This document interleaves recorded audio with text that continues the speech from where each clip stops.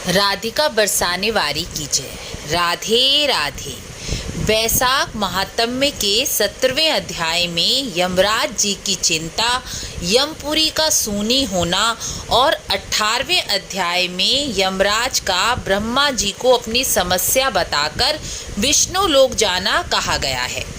यमराज जी ब्रह्मा जी से कहते हैं, पृथ्वी पर राजा कीर्तिमान के आदेश से सभी मनुष्य बैसाख मास के धर्म का पालन कर रहे हैं और अन्य धर्म के कार्य जैसे पितरों का श्राद्ध, हवन, यज्ञ, तीर्थ यात्रा, दूसरे शुभ कार्य छोड़ दिए गए हैं।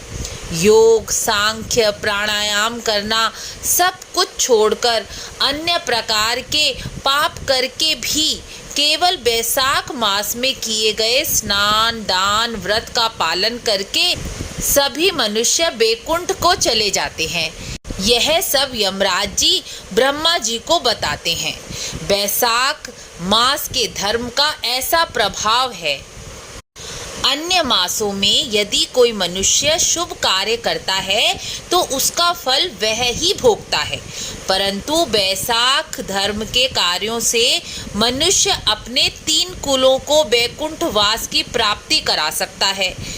जो गति देवताओं को यज्ञ आदि से नहीं मिलती, मनुष्य को तीर्थ की यात्रा, यज्ञ, हवन, दान, तप, व्रत, प्रयाग और काशी में मरने से नहीं मिलती, वह केवल बैसाख मास के धर्म को करने से आसानी से मिल जाती है। मैं उस राजा को अपना शत्रु मानता हूँ, क्योंकि वह मुझे मेरा कार्य नहीं करने दे रहा। ऐसा कहकर यमराज ब्रह्मा जी के चरणों में रोने लगे। तब ब्रह्मा जी कहते हैं, विष्णु भक्तों से बैर नहीं लेना चाहिए।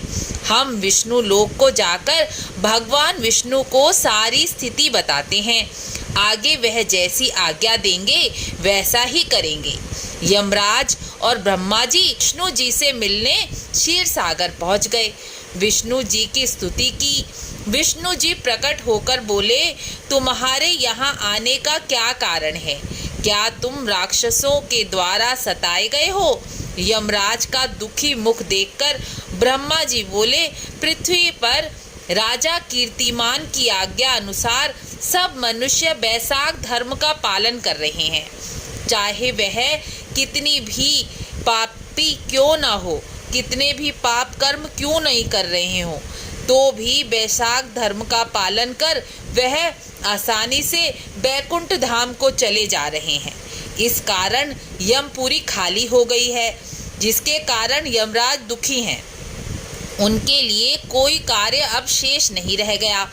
यमराज राजा कीर्तिमान को दंड तो दे नहीं सकते, क्योंकि हम विष्णु भक्तों को दंड देने के अधिकार नहीं रखते। इसलिए आपके पास आए हैं। आप राजा को दंड देकर यमराज की रक्षा करें।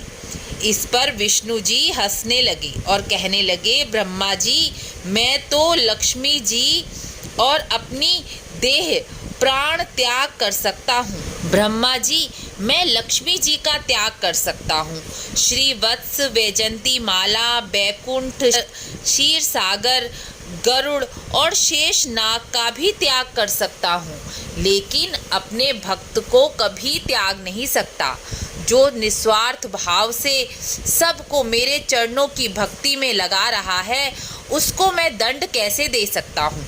फिर भी यम तुम मेरी शरण में आए हो, इसलिए मैं तुम्हें एक उपाय बताता हूँ। इस अध्याय से हमें यह समझना चाहिए कि भगवान की भक्ति और प्रेम कितना बड़ा महत्व रखते हैं, कि भगवान स्वयं कहते हैं कि मैं सब कुछ और सबको छोड़ सकता हूँ, लेकिन अपने भक्त को कभी नहीं छोड़ता।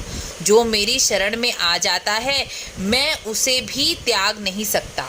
इसलिए भगवान विष्णु में प्रेम और भक्ति करके, उनके सेवा कार्य करके मनुष्य धनी और सुखी हो सकता है, क्योंकि शास्त्रों में कहा गया है कि भगवान का सच्चा भक्त कभी दुखी नहीं होता।